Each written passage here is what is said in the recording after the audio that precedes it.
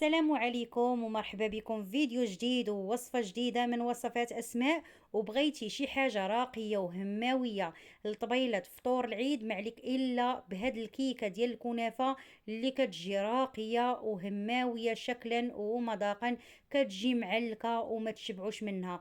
جربوها وتعرفوني علاش كنهضر. غندوز معكم مباشرة المقادير وطريقة التحضير. غناخد 250 غرام ديال الكنافة.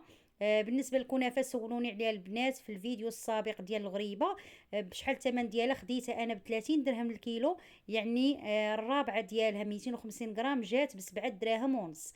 هنا خديت الكنافه ودرت ليها نص كاس ديال الزبده مع شويه ديال زيت المائده، يعني كاس الا ربع، مخلط بين الزيت والزبده.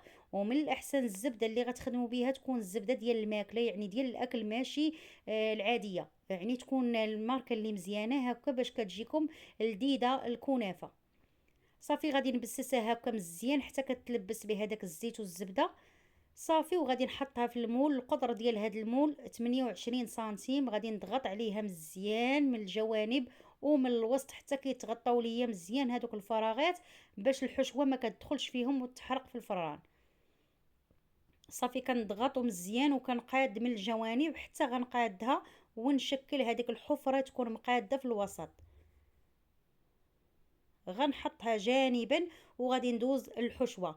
بالنسبه للحشوه غادي ناخذ 150 غرام ديال اللوز اللي مسحته مزيان بواحد الزيف، وغادي نطحنو بالقشور ديالو بلا ما نحمرو. غادي نضيف معاه 3 الملاعق ديال سكر كلاصي، وغادي نضيف كيس ديال السكر ديال زهرة البرتقال اولا ديروا الفاني. درت 2 ملاعق ديال الزبدة كبيرة. وبالنسبه كيف ما قلت لكم السكر يا اما ديروا هذيك ازا ديال الزهر اولا ديروا الفاني. غديروا 2 ملاعق ديال المايزينا، ممكن تعوضوهم بالدقيق، انا درت المايزينا. وغديروا نص ساشيه ديال الخميره ديال الحلوى، اي 4 غرام. صافي وغتخدموا هاد المكونات مزيان حتى كيوليو بهاد الطريقه هذه. والزبده من الاحسن تكون بحراره الغرفه. غادي ندير واحد القبيصه ديال الملحه ونعاود نخلط كل شيء مزيان مزيان حتى كينسجموا كيف ما كتشوفوا، يعني كتولي بحال شي كريمه.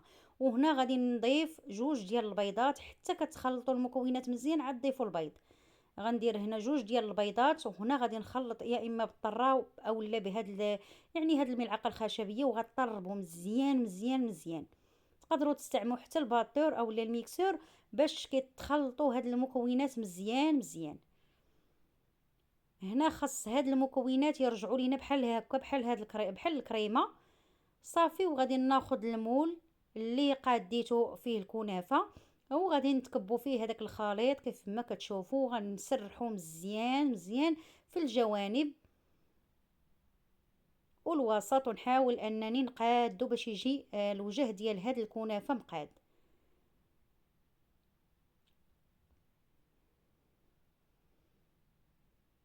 راها كتجي ساهله في الطريقه ديالها وكتجي بسيطه، وهاد المكونات راها مضبوطه.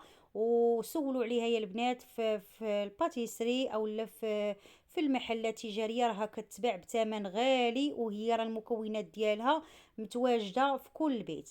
وتقدري تاخديها بكميه، يعني بمقادير قليله، وهي راه غاليه في الثمن ديالها. غنرش عليها شويه ديال اللوز ايفيلي من الفوق، وغادي ندخلها الفران حتى كطيب من التحت. عاد تشعلوا عليها من الفوق، ما تشعلوش عليها من الفوق لتحت، حيت اللوز ايفيلي من الفوق دغيا غيتخطف ليكم. شعلوا عليها حتى كتبان لكم بدات كتحمر من التحت، وعاد شعلوا عليها من الفوق. وهذا هو الشكل ديالها. غادي نحيدها من المول باش كتشوفوا انها ما كتلصقش. داكشي علاش قلت لكم ضغطوا على الكنافه مزيان باش ما كتخرجش لكم الحشوه لتحت. وكذلك باش نوريكم الشكل ديالها كيفاش جا من على برا. غادي ناخذ شويه ديال العسل اولا الكونفيتير، وتقدروا تزينوها بالفوق باش تعطيكم واحد اللمعه فوق من هذاك اللوز ايفيلي. كتجي ما نقولش لكم عليها والله يا البنات، الى واحد المذاق واحد اللذه فيها راه كتكمل في ساعتها.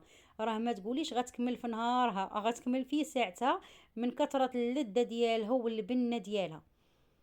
صافي هنا غادي نقطعها معاكم باش تشوفوا الشكل ديالها. كتقطع بسهوله، وكتجي هذاك القرمشه ملي كتسمع في الكنافه كتجي رائعه. واللوز كيعطيها واحد التعليكه من الداخل ما نقولش لكم عليها يا البنات. جربوها وتعرفوني علاش كنهضر. كان هذا هو الاقتراح ديال اليوم، وضروري غنشاركها معكم كيفاش كتجي المصداقية الوصفة. كتجي زوينه في الصراحه، غير جربوها يا البنات زعموا عليها. راه يعني كتقام يعني الثمن باش تقدري تاخديها من المحلات التجاريه، راه يعني بالمقارنه مع باش غادي تصايبيها في الدار راه لا علاقه يا البنات والله. وانها كتجي زوينه في المذاق ديالها وبزاف، وكتعرفي شنو المكونات اللي انتي دايراهم فيها. كان هذا هو الاقتراح ديال اليوم، كنتمنى هنا الاعجاب ديالكم وتجربوها باذن الله. وإلا عجباتكم الوصفه وصلتوا معايا حتى لهنا في لا فيديو خديتوا المقادير، ما تبخلوش عليا يا البنات بلايك الفيديو والبارطاج مع الاحباب والاصدقاء. الى فيديو قادم والى وصفه قادمه باذن الله.